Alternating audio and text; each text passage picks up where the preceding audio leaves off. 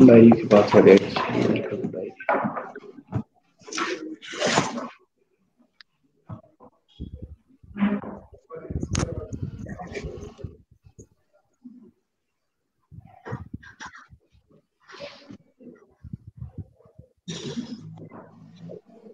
विद्या भारती हिमाचल प्रदेश की ओर से आज राष्ट्रीय शिक्षा नीति के ऊपर आज जो अखिल भारतीय स्तर पर इस राष्ट्रीय शिक्षा नीति के ऊपर जो प्रतियोगिता करवाई जा रही है, इस अवसर पर विद्या भारती हिमाचल प्रदेश के द्वारा आज हमारे मध्य हमारे हिमाचल प्रदेश के सम्माननीय शिक्षा मंत्री गोविंद सिंह ठाकुर जी मुख्य अतिथि बतौर हमारे साथ जुड़े हैं और श्रीमान विजय कुमार नड्डा जी विद्या भारती उत्तर क्षेत्र के सम्माननीय संगठन मंत्री इस राष्ट्रीय शिक्षा नीति के जो प्रतियोगिता का किस तरह का चरण रहेगा उसके बारे में हम सबको जानकारी प्रदान करेंगे। साथ ही श्रीमान राजेंद्र जी प्रचार प्रमुख उत्तर क्षेत्र विद्या भारती इस बैठक में हमारे साथ जुड़े हैं। साथ ही अपने हिमाचल विद्या भारती के सम्माननीय संगठन मंत्री श्रीमान तिलक राज जी भी हमारे साथ हैं। श्री बालकृष्ण जी सह संगठन मंत्री उत्तर क्षेत्र भी हमारे साथ इस बैठक में जुड़े हैं। आप सबका इस ऑनलाइन जो विद्या भारती हिमाचल के द्वारा आज राष्ट्रीय शिक्षा नीति के ऊपर जो ये प्रतियोगिता शुरू आज 11 सितंबर से इसको शुरू किया जा रहा है, इसके बारे में हम सबको आप सबके मुखावरिन से विचार सुनने को मिलेंगे। सर्वप्रथम मैं विजय कुमार नड्डा जी से अनुरोध करूंगा कि हम सबके सामने इस विषय को स्पष्ट करें। श्रीमान विजय कुमार नड्डा जी।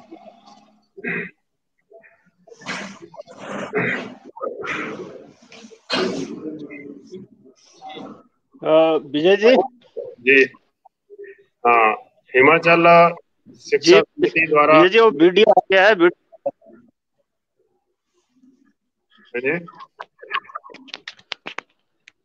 जी विजय जी वो वीडियो आ गया ना, वीडियो चला देते हैं पहले थोड़ा। हाँ चलाइए, ठीक है। आ रही है आवाज? छाल जी वीडियो चला दो। छाल जी जी बहुत अच्छा लिखते भी है।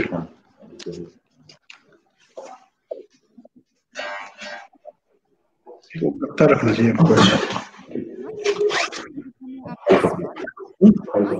कोई नहीं। यह बहुत ही सरल है। आपको पहले अपने आप को इस पोर्टल पे रजिस्टर करना होगा। अपना नाम अंकित करना है, फिर अपना मोबाइल नंबर बहुत ही महत्वपूर्ण है क्योंकि इस पर ओटीपी आएगा, इसीलिए भरने समय सावधानी रखिए। इसके बाद आपको अपना ईमेल अंकित करना है, फिर जेंडर और अंत में आप किस श्रेणी में हिस्सा ले रहे हैं यह बताना होगा। यह कोई भी श्रेणी हो सकता है, जैसे छात्र 9 से 12 या स्नातक और उससे उच्च। इसके अलावा आप सामान्य नागरिक की श्रेणी भी है। श्रेणी इसलिए क्योंकि क्विज का स्तर श्रेणी के अनुसार निर्धारित है। सबमिट बटन दबाते ही आपको एक ओटीपी मिलेगा जो आपको यहाँ पर डालना है।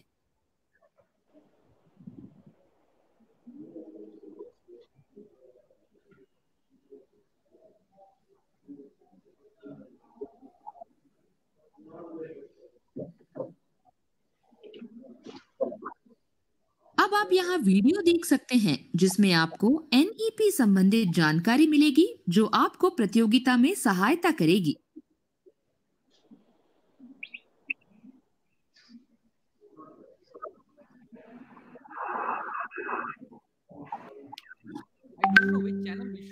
Wait, I will check that in 1 minute. I wish I could also use smartphone. यह वीडियो आपको आपकी मातृभाषा में मिलेंगे। आप अपनी सुविधा के अनुसार कोई भी वीडियो वेबसाइट पर उपलब्ध भारतीय भाषाओं में देख सकते हैं। आपने कहा है to participate. तेलुगु, असमी, बांग्ला, मलयालम, संस्कृत, ओडिया, गुजराती, हिंदी, मराठी, पंजाबी के साथ साथ अंग्रेजी भाषा में भी उपलब्ध है। મને નથી ખબર ને બતાવું છું સાહેબ મારી પણ ઈચ્છા છે કે હું પણ સ્માર્ટફોન ચલાવી શકું મગર દુર્ભાગ્યવશમાં વાંચી નથી अब आप क्विज का विकल्प चुन सकते हैं। सही उत्तर पर हरा रंग आएगा और गलत उत्तर पर लाल रंग आएगा।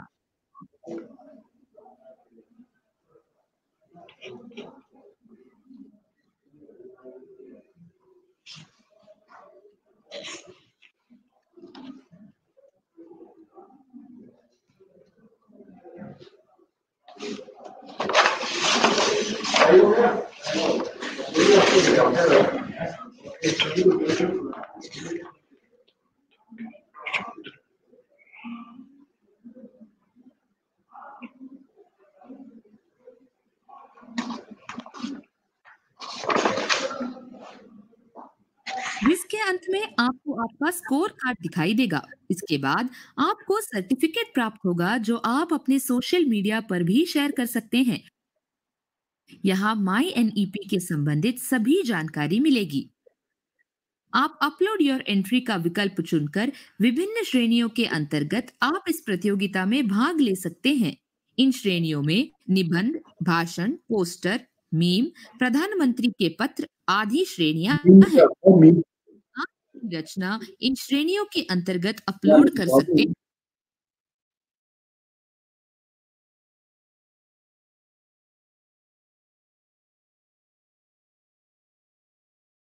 इन श्रेणियों में भी आप अपनी भाषा के आधार पर वेबसाइट पर उपलब्ध भारतीय भाषाओं में से किसी भी भाषा में भाग ले सकते हैं। MyNEP प्रतियोगिता के अंतर्गत आप इस प्रतियोगिता के बारे में आपके आसपास के लोगों को बता सकते हैं। यह आप MyNEP एम्बेसडर श्रेणी के अंतर्गत कर सकते हैं। इसके लिए आपको एक प्रमाण पत्र भी मिलेगा। इसमें आपको अपनी डिटेल्स भरना होगा, जैसे आपका नाम, ईमेल, मोबाइल नंबर, संस्थान का नाम, राज्य, जिला और पिन कोड आदि।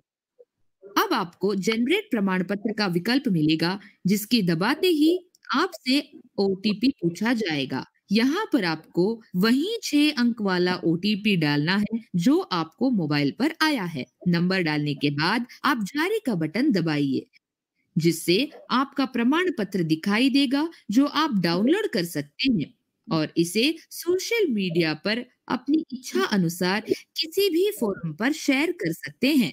अब आप MyNEP क्लासरूम में हैं, जहां आपको यहाँ दिख रही सभी भाषाओं में वीडियो मिलेंगे। आप अगर किसी संस्थान से संबंध रखते हैं तो भी आप इस प्रतियोगिता में भाग ले सकते हैं। इसके अंतर्गत आप शपथ ले सकते हैं कि आप अपने संस्थान में MyNEP से जुड़े गतिविधियों को बढ़ावा देंगे।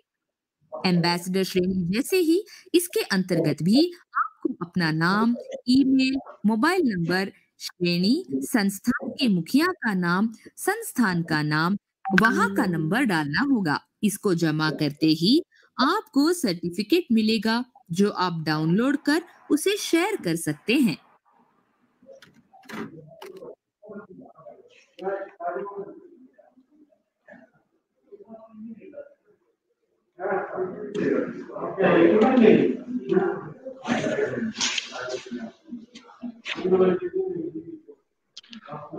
जी विजय जी।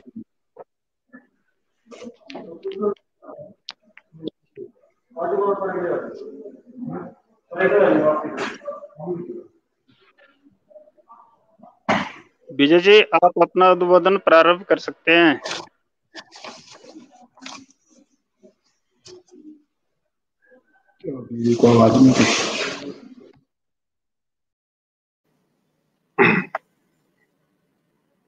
हिमाचल शिक्षा समिति के द्वारा आयोजित आज के इस कार्यक्रम में उपस्थित हिमाचल के माननीय शिक्षा मंत्री और हमारे मित्र गोविंद सिंह ठाकुर जी, विद्या भारती उत्तर क्षेत्र के प्रचार प्रमुख श्री राजेंद्र जी, महामंत्री श्री दिलेराम चौहान जी और हिमाचल के संगठन मंत्री श्री तिलकराज जी, अन्य सभी पदाधिकारीगण और इस कार्यक्रम में भाग ले रहे सभी प्रधानाचार्य, आचार्य और शिक्षा प्रेमी बंधु भगिनी। हम सब जानते हैं शिक्षा किसी भी राष्ट्र के भाग्य का निर्धारण करती है। ऐसा कहा जाता है कि किसी भी राष्ट्र का भविष्य अध्यापक की उंगली पकड़कर कक्षा कक्ष से बाहर निकलता है।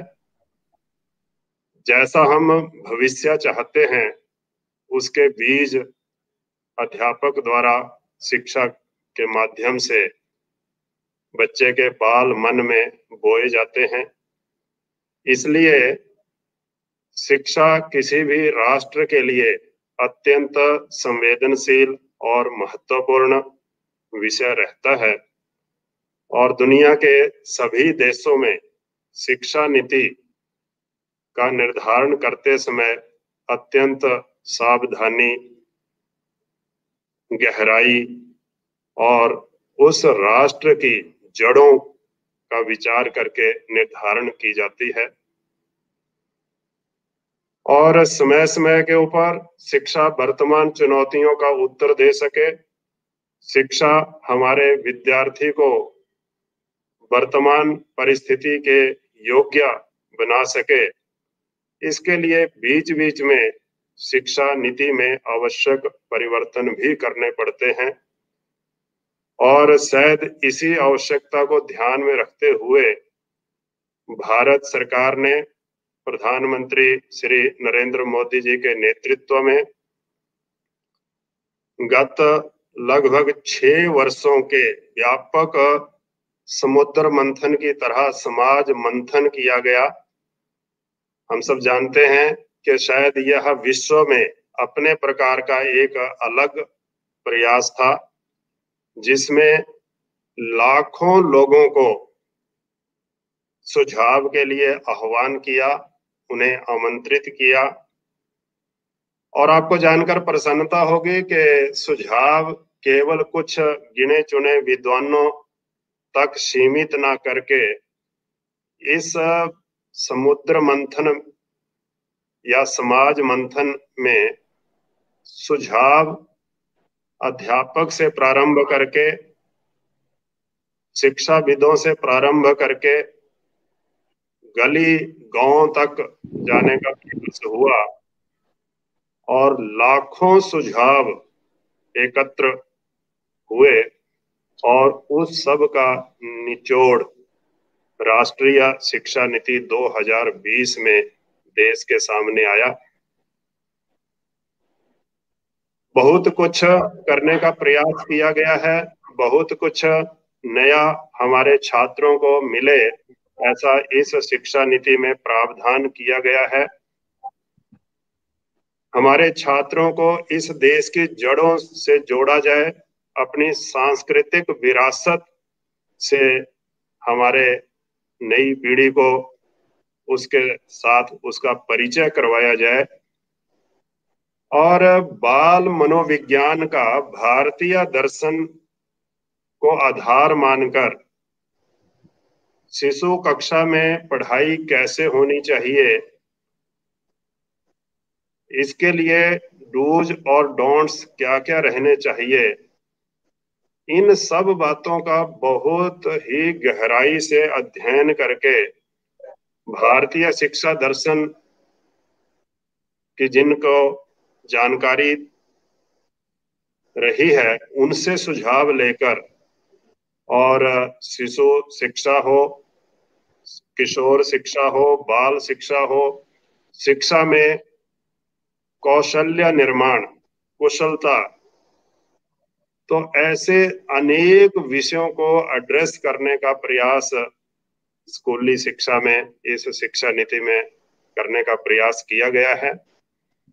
लेकिन हम सब जानते हैं कि कोई भी नीति कितनी भी श्रेष्ठ, कितनी भी बढ़िया क्यों ना हो, अभी कुछ दिन पहले प्रधानमंत्री जी ने भी दिल्ली में कहा कि बहुत लोगों को लगता है कि शायद ये सरकार की शिक्षा नीति है, तो इसलिए प्रधानमंत्री जी को कहना पड़ा कि ये सरकार की शिक्षा नीति नहीं है, ये राष्ट्र की शिक्षा नीति है। और अगर राष्ट्र की शिक्षा नीति है तो समाज के सक्रिय सहयोग, जिस प्रकार से समाज ने इस शिक्षा नीति के निर्माण में सक्रिय सहयोग दिया और बहुत कुछ अच्छा इस शिक्षा नीति में देश के सामने आया है, लेकिन विद्या भारती का ये मानना है कि ये प्रक्रिया अधूरी रह जाएगी अगर इस शिक्षा नीति के क्रियान्वयन में समाज की सक्रिय भूमिका नहीं रही। इसलिए इस शिक्षा नीति को मैदान में, ग्राउंड में उतारने के लिए, इसके क्रियान्वयन के लिए समाज को उतनी ही मेहनत, उतने ही उत्साह के साथ और इसमें लगना पड़ेगा।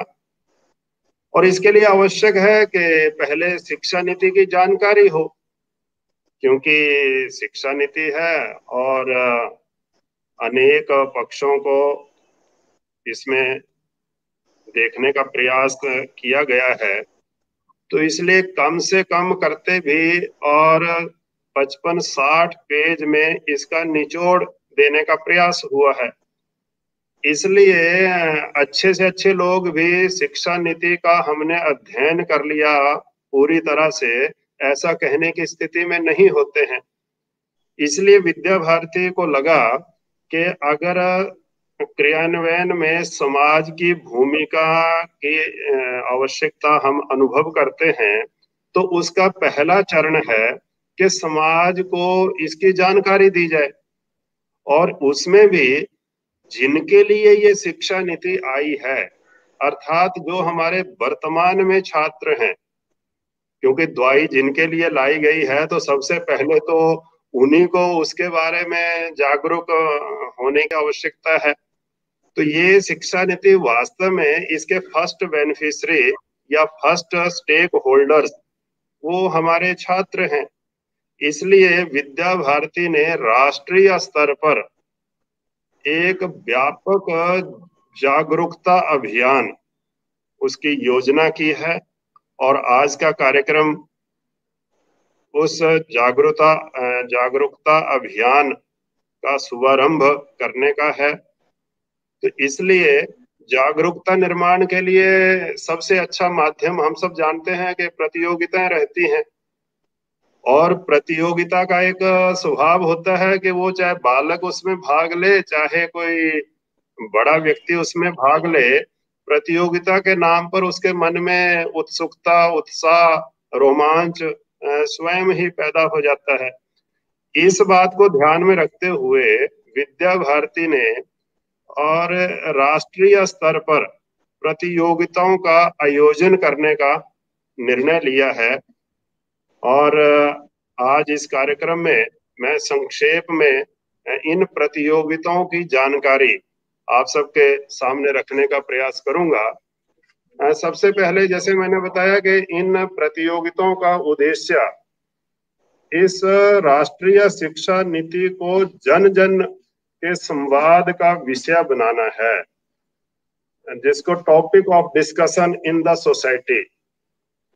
शिक्षा नीति केवल और दिल्ली के बड़े बड़े आलीशान भवनों तक सीमित न रहकर सर्व सामान्य छात्र और सर्व सामान्य नागरिक में चर्चा और चिंतन का विषय बने, ये इन प्रतियोगिताओं का मुख्य उद्देश्य है। और विशेषकर छात्र, जैसे मैंने कहा कि वे मुख्यतः इसके स्टेक होल्डर्स हमारे वर्तमान छात्र हैं, तो इसलिए उनको ज्यादा इन प्रतियोगिताओं में केंद्र में रखा गया है। और जैसा भी वीडियो में भी हमने सुना होगा एक वेबसाइट, मैं सभी प्रधानाचार्यों से, सभी श्रोताओं से निवेदन करता हूं कि हमें वैसे सोशल मीडिया के द्वारा भी जानकारी मिल जाएगी, लेकिन अगर हम चाहें तो एक वेबसाइट हम अपने पास लिख लें। वो है www.mynep,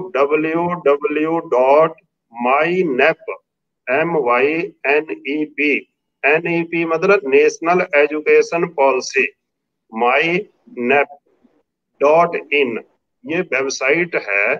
इस वेबसाइट में इन प्रतियोगिताओं की विस्तृत जानकारी और हमेशा हमारे लिए उपलब्ध रहेगी। और इसके अतिरिक्त हम Facebook, Instagram, Twitter, YouTube, mobile और इन सब में और ये कंटेंट हमें उपलब्ध हो सकता है। और एक और अच्छी बात है कि भारत की 13 जो रीजनल लैंग्वेज हैं, यानी हिंदी और इंग्लिश में भी हम अपना जो भाग ले सकते हैं, लेकिन इसके अतिरिक्त हम 13 जो हमारे रीजनल लैंग्वेज हैं, क्षेत्रीय भाषाएं हैं, इनको भी इस प्रतियोगिता में स्थान दिया गया है। अर्थात हम इन भाषाओं में भी और अपनी जो है कृति जो है वो सबमिट कर सकते हैं। और दूसरा जो इसके लिए पात्रता, अर्थात हमने इस प्रतियोगिता को 3 हिस्सों में बांटा है। एक 9th से प्लस टू तक के छात्रों का एक वर्ग है। Under graduates of all kinds, किसी भी विधा में जो अंडर ग्रेजुएट अर्थात ग्रेजुएशन में पढ़ाई कर रहे हैं, और पोस्ट ग्रेजुएट अर्थात प्लस 2 के बाद के सभी छात्र, चाहे वो किसी भी प्रकार की कोई भी शिक्षा ग्रहण कर रहे हैं, ये उसकी दूसरी कैटेगरी है। और तीसरी कैटेगरी है सामान्य नागरिक, आम सिटीजन, यानी कोई भी व्यक्ति इन प्रतियोगिताओं में और इस तीसरे वर्ग में भाग ले सकते हैं। और इसमें ईच कैटेगरी की ऑनलाइन क्विज और कंपटीशन, यानी 5 प्रकार के क्विज और कंपटीशन रहने वाले हैं। इनको प्रोत्साहित करने के लिए वैसे तो पार्टिसिपेशन सर्टिफिकेट तो प्रमाण पत्र तो सभी को मिलेगा, लेकिन पहले 3 हर भाषा में जो भी भाषाएं हम प्रयोग करेंगे उसमें फर्स्ट, सेकंड, थर्ड और 10 सांत्वना पुरस्कार, जो सांत्वना पुरस्कार हैं, तो ये 10 प्रत्येक भाषा में, और जो प्रथम आएंगे यानी पहले 3 और प्लस 10 सांत्वना पुरस्कार। तो इस प्रकार से और ये प्रोत्साहित करने के लिए, उत्साह का वातावरण बनाने के लिए विद्या भारती के द्वारा इस प्रकार की योजना की गई है।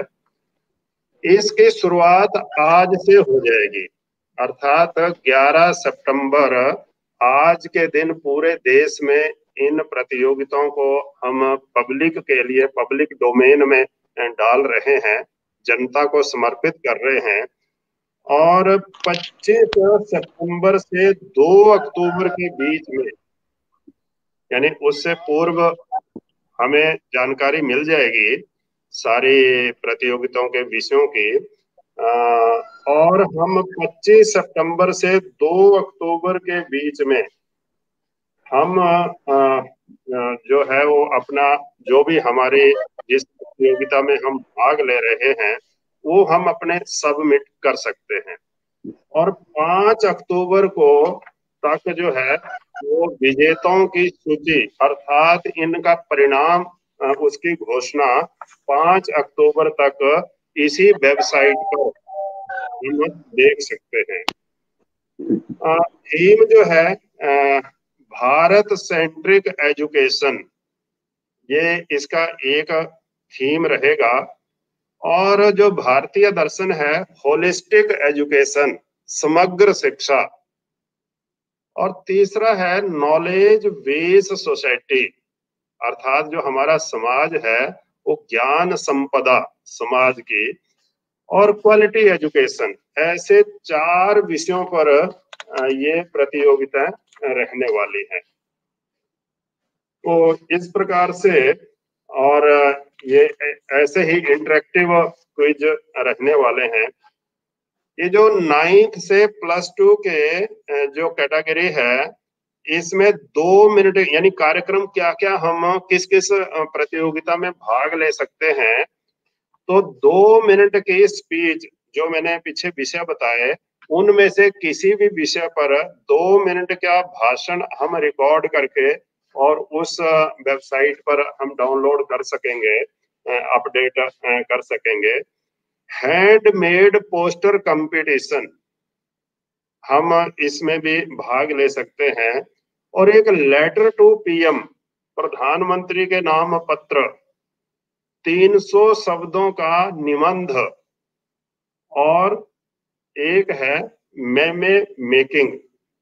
तो इस प्रकार से ये पहली कैटेगरी के लिए है। दूसरी और तीसरी कैटेगरी अर्थात अंडर ग्रेजुएट, पोस्ट ग्रेजुएट और इसके अतिरिक्त सामान्य नागरिक, उनके लिए रोचक कुछ कार्यक्रम है। शॉर्ट फिल्म यानी छोटी 2.5 मिनट की, 2 मिनट और 20 जो है अपने मिनट्स के सेकंड की, हम शॉर्ट फिल्म ऐसी बनाकर भेज सकते हैं। डिजिटल पोस्टर मेकिंग, उधर हैंडमेड पोस्टर मेकिंग कंपटीशन है और इधर जो है ये अंडर ग्रेजुएट, ग्रेजुएट और अन्य नागरिकों के लिए यहाँ पर है डिजिटल पोस्टर मेकिंग। फिर पेंटिंग और मिनिमम 8 ट्वीट थ्रेड, ये इसमें हम भाग ले सकते हैं। तो कुल मिलाकर ऐसी ये जो श्रेणियां हैं, इसमें अलग अलग हम और भाग ले सकते हैं।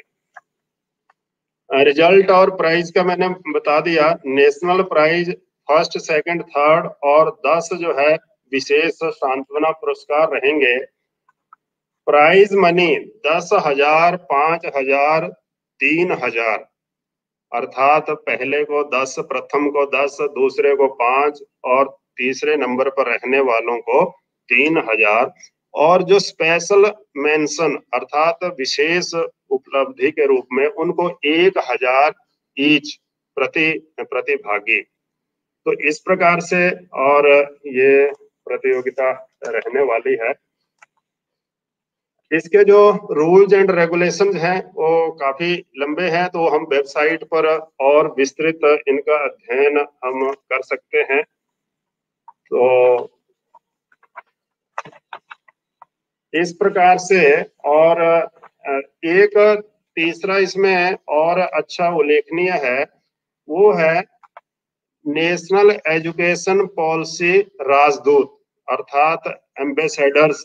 ये हम इस शिक्षा नीति के बन सकते हैं और इसके लिए कोई भी और इसके लिए वेबसाइट पर अप्लाई कर सकता है। अर्थात राजदूत का अर्थ क्या है, एम्बेसडर का अर्थ क्या है कि हम इस शिक्षा नीति के बारे में जन जागरण खड़ा करने के लिए, लोगों के अंदर नई शिक्षा नीति की जागरूकता निर्माण करने के लिए और हम और उसमें अप्लाई कर सकते हैं एम्बेसडर के रूप में।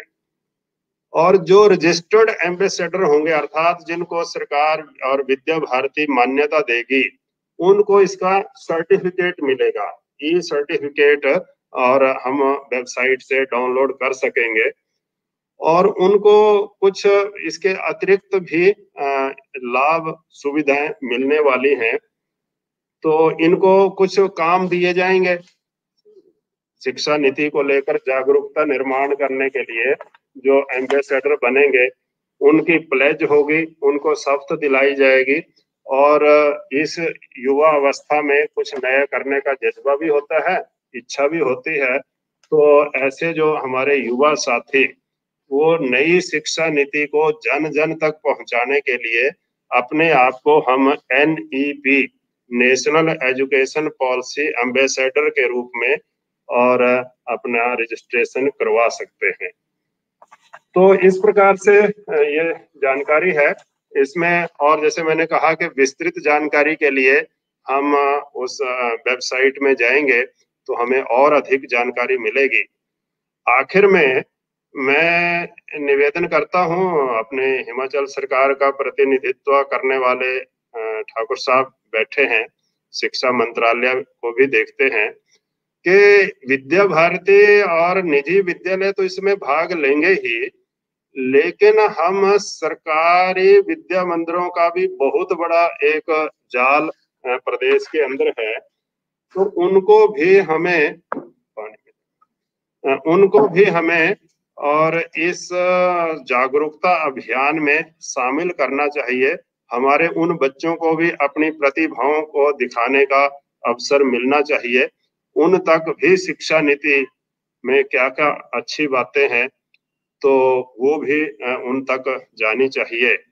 और विद्या भारती के जो हमारे प्रधानाचार्य हैं उनसे आग्रह है कि वो भी इस दिशा में प्रयास करें, अपने छात्रों के अतिरिक्त अभिभावकों में, पूर्व छात्रों में और जो सामाजिक संस्थाओं के द्वारा चलाए जा रहे विद्यालयों को भी संपर्क करके और इस राष्ट्रीय अभियान में शिक्षा नीति को लेकर जो जन जागृति निर्माण करने का जो एक बहुत बड़ा अभियान विद्या भारती के नेतृत्व में चलाया जा रहा है, इसमें अधिक से अधिक छात्र, अध्यापक, अभिभावक, समाज का सर्व सामान्य व्यक्ति भाग ले, तो इसके लिए हम सबको मिलकर प्रयास करने चाहिए। इतनी ही जानकारी देते हुए मैं अपनी वाणी को विराम देता हूँ। बहुत बहुत धन्यवाद। नमस्कार।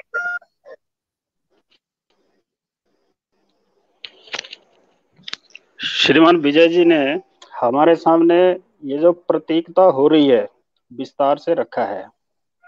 मुझे लगता है कि हम सब लोग अपने अपने विद्यालयों के अंदर, अपने समाज के अंदर और भी जो विद्यार्थी है उनको प्रोत्साहित करेंगे। अब आज के इस कार्यक्रम में हमारे माननीय शिक्षा मंत्री जी उपस्थित हैं। मेरा उनसे अनुरोध है कि वो भी आज के इस लॉन्चिंग के विषय में अपना संदेश रखें। श्रीमान गोविंद जी।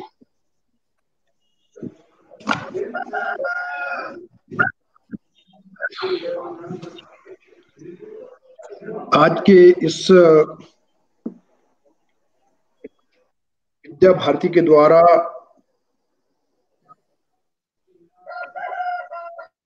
शिक्षा नीति पर जो प्रतियोगिताएं प्रारंभ होने वाली हैं उसके शुभारंभ के अवसर पर उत्तर क्षेत्र के विद्या भारती के संगठन मंत्री माननीय विजय नड्डा जी,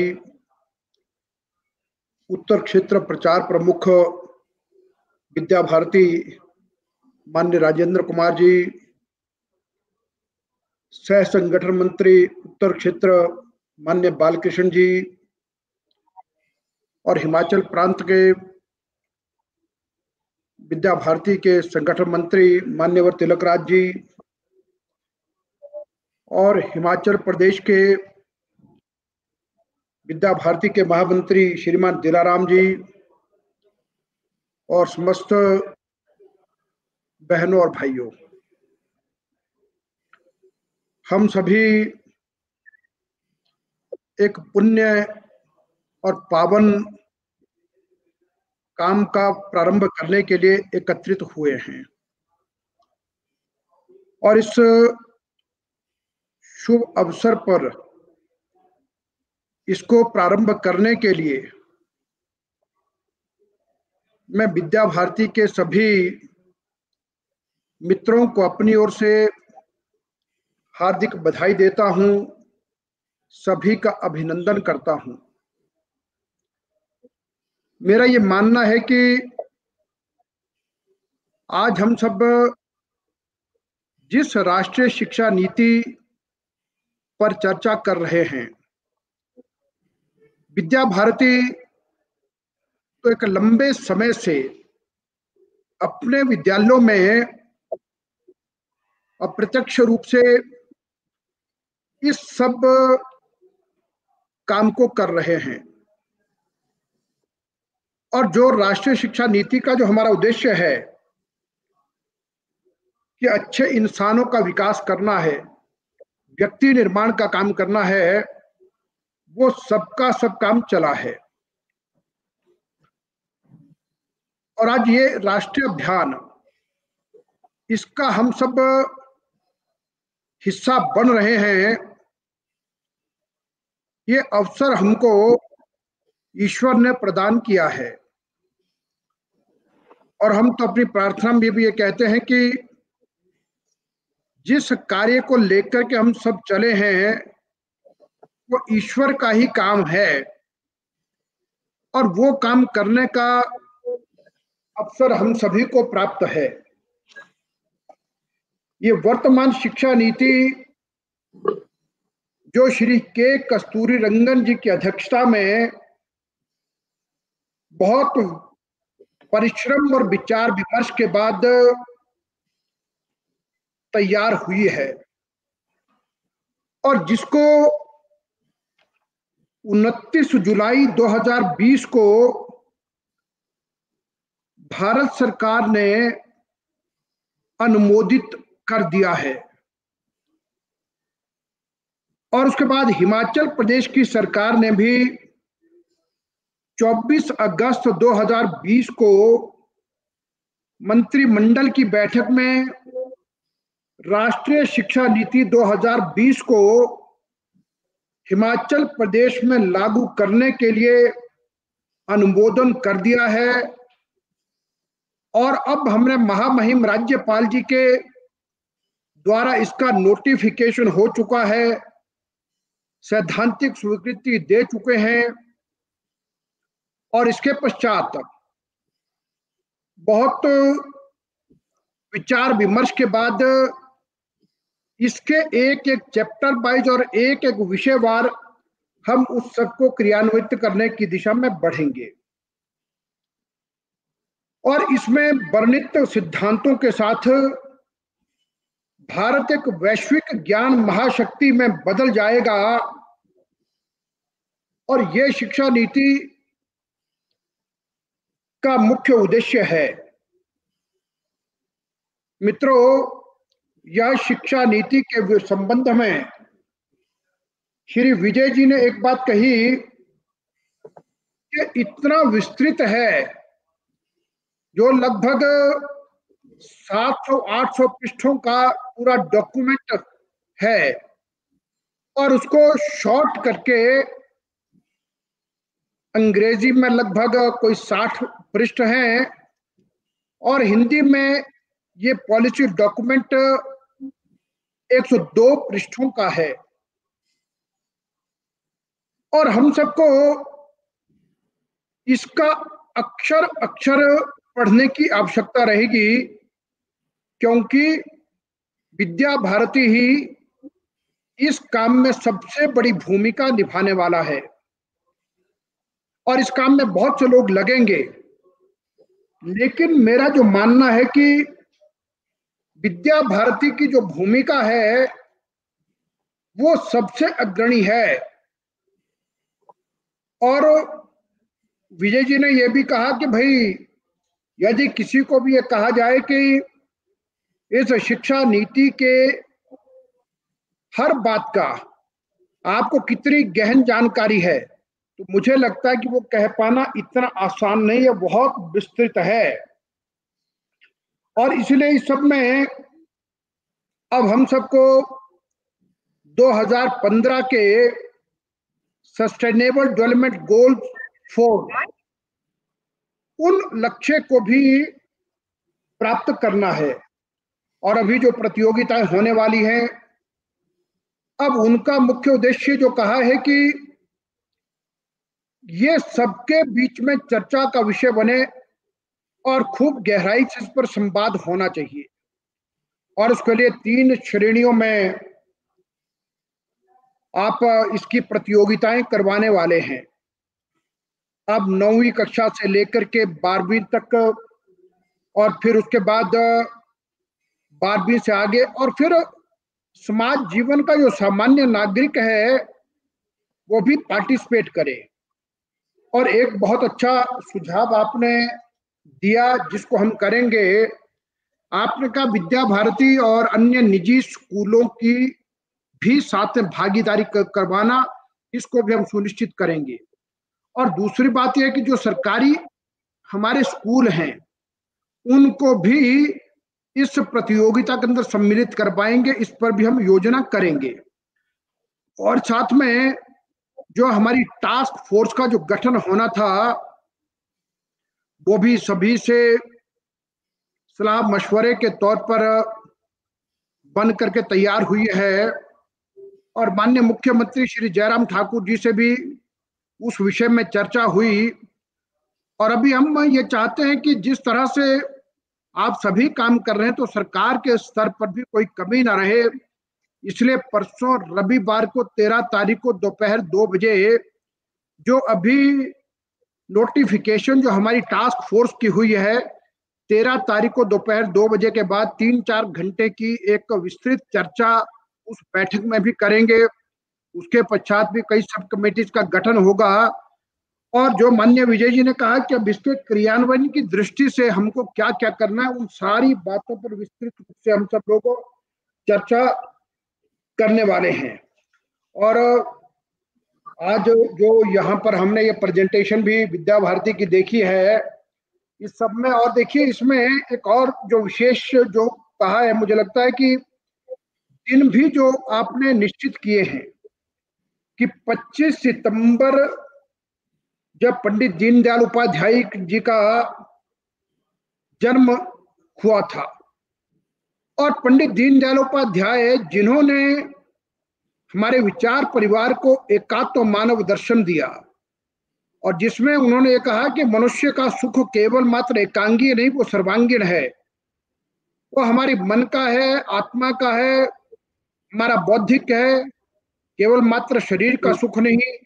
ऐसा जो एकात्म मानव दर्शन का चिंतन देने वाले, तब से लेकर के 2 अक्टूबर महात्मा गांधी जी की जयंती तक। और महात्मा गांधी जी ने अपने समय में एक बात कही है कि ब्रिटिश शासन काल से पहले भारतवर्ष में जो शिक्षा प्रणाली चलती थी और भारत के नागरिक विद्या प्रेमी रहे, तो उनका वो जो पहले की जो शिक्षा नीति थी, जो ईसा से भी बहुत पहले से चलती आ रही है, वो शिक्षा नीति का समय एक मनोहर वृक्ष था, यानी एक ब्यूटीफुल ट्री। तो गांधी जी के जयंती तक का ये सब चलेगा, उसके पश्चात परिणाम इत्यादि होंगे। तो हम जिस विचार को लेकर के चले हैं, आज राष्ट्रीय पुनर्निर्माण की दिशा में सब लोगों ने जो काम किया है, अब उस काम को पूर्णता की ओर ले जाना, और पूरे देश के अंदर छात्र जो सबसे बड़ा हमारा स्टेक होल्डर है, उसमें खूब चर्चा होना। और छात्र के साथ जो मुझे लगता है कि जो इससे जुड़ा जो शिक्षक वर्ग है उसमें, क्योंकि जो हमारा शिक्षक है वही हमारा सबसे बड़ा समाज का सम्मानित व्यक्ति है। ऐसी सब बातों पर यह है कि बहुत अनिवार्य चर्चा है। और दूसरा, समाज जीवन के अंदर जितने लोग रहने वाले हैं, क्योंकि ये शिक्षा जगत से जुड़े लोग, हम सबको एक बहुत बड़ा काम दिया है, क्योंकि जो निर्माण करने का काम है, जो व्यक्ति को खड़ा करने का काम है, वो हम सबके पास है। मेरी बहुत शुभकामना इस प्रतियोगिता के संबंध में। इस आज की इस बैठक के अतिरिक्त भी समय समय पर हम शिक्षा समिति और विद्या भारती का मार्गदर्शन हमको व्यक्तिगत रूप से भी चाहिए होगा, और इसके इम्प्लीमेंटेशन की दृष्टि से भी चाहिए होगा। और जो कार्यक्रम अभी है जो प्रारंभ हो रहा है, इसमें भी, क्योंकि इसमें सबसे बड़ी भूमिका आपकी रहने वाली है। और इतना कहते हुए मैं इस बहुत अच्छे कार्यक्रम में हमको बुलाने के लिए भी आभार, और आप सभी को बहुत बहुत शुभकामना कि बहुत अच्छे से सबके सब काम चलेंगे। बहुत बहुत धन्यवाद।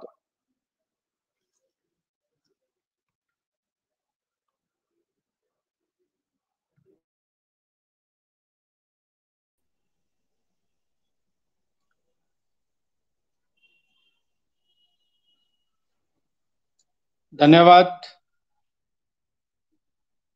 शिक्षा मंत्री महोदय जी, आपने अपना बहुमूल्य समय दिया और हिमाचल प्रांत के अंदर इस कार्यक्रम के लिए श्रीमान विजय डड्डा जी ने भी अपना समय दिया और हमारे साथ श्रीमान राजेंद्र कुमार जी प्रचार प्रमुख, आपने भी समय दिया और हम इस प्रतियोगिता को अच्छे ढंग से करवा सके, इस हेतु अधिक से अधिक संख्या में प्रतिभागी इसमें भाग ले।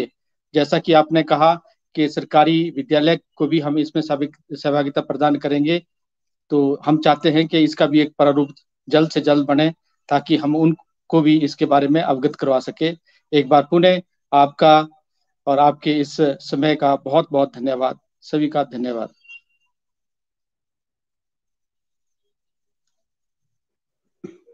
हाँ विजय जी, ये